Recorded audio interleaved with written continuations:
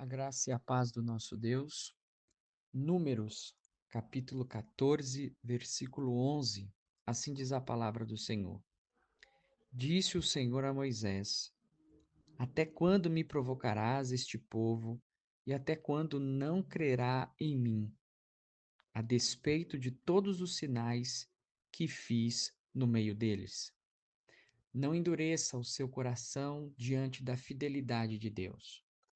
Queridos irmãos, no capítulo 13, vimos o relatório dos espias e o conflito entre a fé e o medo. Agora, no capítulo 14, vemos o resultado da incredulidade do povo. O povo chora, o povo murmura, o povo deseja voltar ao Egito e chega ao ponto de querer apedrejar Josué e Calebe. O problema não era a falta de evidências. Eles haviam visto o mar se abrir, o maná cair do céu, a nuvem guiar eles durante o dia, a bola de fogo os aquecerem durante a noite, e mesmo assim escolheram não crer. O capítulo 14 nos mostra algo muito sério. A incredulidade persistente pode se transformar em uma rebelião aberta contra o Senhor. E o Senhor pergunta, como lemos no versículo 11, até quando não crerá em mim? E essa pergunta ecoa até hoje aos nossos dias. Com isso, a primeira lição que podemos aprender com o capítulo 14 é que a incredulidade nos faz desprezar a graça de Deus. Entre o versículo 1 a 4, o povo diz: Antes tivéssemos morrido no Egito. Veja a gravidade do que o povo está dizendo. Eles estão dizendo de que preferem a escravidão do que o cumprimento da promessa. Queridos irmãos, a incredulidade do nosso coração faz com que esqueçamos e distorcemos a misericórdia, a memória e a graça do Senhor. O passado escravizador passa a parecer como sendo algo confortável. A liberdade parece ser muito arriscada. E diante disso, quando a fé se enfraquece, a memória dos benefícios e da graça de Deus começa a se apagar. Queridos irmãos, quando endurecemos o nosso coração, nós esquecemos dos livramentos que o Senhor Deus nos concedeu no passado, ainda hoje em nossos dias. Quando endurecemos o nosso coração, supervalorizamos as dificuldades do presente, subestimamos as promessas para o futuro. E quantas vezes nós agimos assim?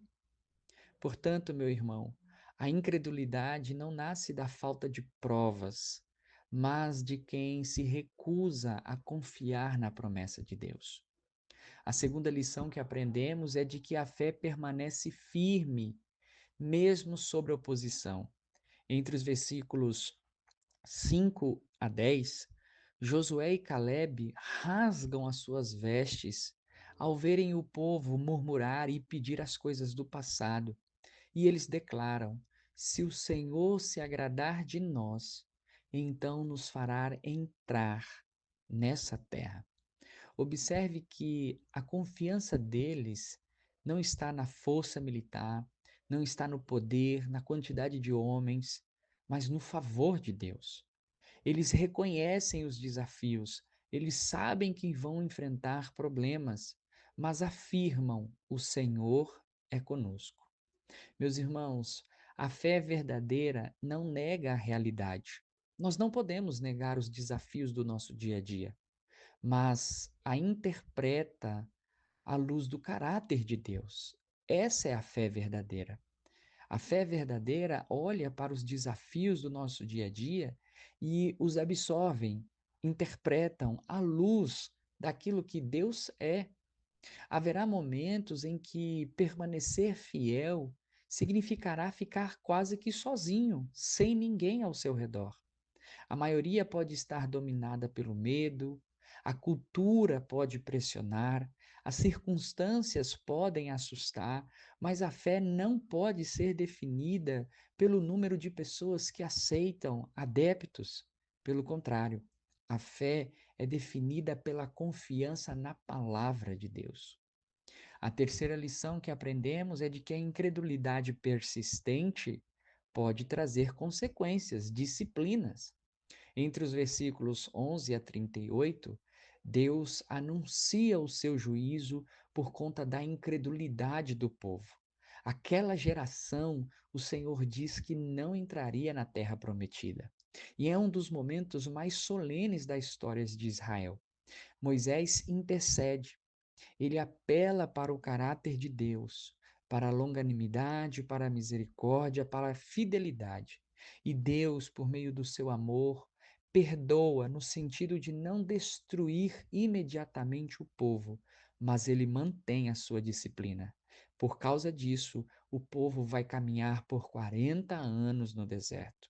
Queridos irmãos, o perdão do Senhor remove a condenação eterna, mas não elimina a necessidade de disciplina por conta das nossas escolhas e, consequentemente, as nossas falhas, os nossos pecados precisam ser disciplinados. Queridos, a graça de Deus é algo real, existe, está conosco todos os dias, mas a persistência na incredulidade traz perdas ainda piores. Quantas bênçãos deixamos de experimentar porque insistimos em não confiar no Senhor?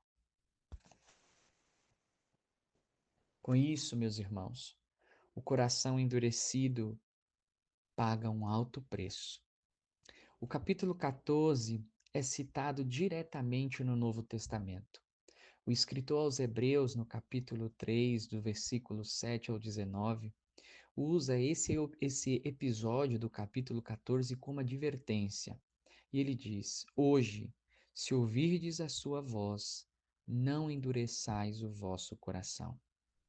Veja que a geração do deserto falhou por incredulidade. Mas onde Israel falhou, como já dito, Cristo permaneceu fiel. Ele confiou perfeitamente no Pai, mesmo diante da cruz, da sua morte. Ele permaneceu certo de que o Senhor cumpriria a sua promessa. E é por meio dele que temos acesso ao verdadeiro descanso prometido. A entrada na terra de Canaã não era eterna, não dependia da perfeição do povo, mas da fidelidade do nosso mediador. A conclusão que nós temos então é de que Números capítulo 14 nos ensina, em primeiro lugar, que a incredulidade nos faz esquecer da graça do Senhor, que a fé permanece firme mesmo quando a minoria não acredita. E, em terceiro, o coração endurecido pode trazer disciplinas. Hoje, o Senhor ainda pergunta: até quando não crerá em mim? Não permita que o medo endureça o seu coração em rebelião contra Deus. Não permita que a dúvida se transforme em endurecimento. Olhe para a cruz. Lembre-se da cruz. Lembre-se da fidelidade de Deus com os seus filhos no passado. Lembre-se das promessas que o Senhor tem para nós no futuro. O descanso ainda está diante de nós. Que sejamos encontrados entre aqueles que creem. Que o Senhor te abençoe.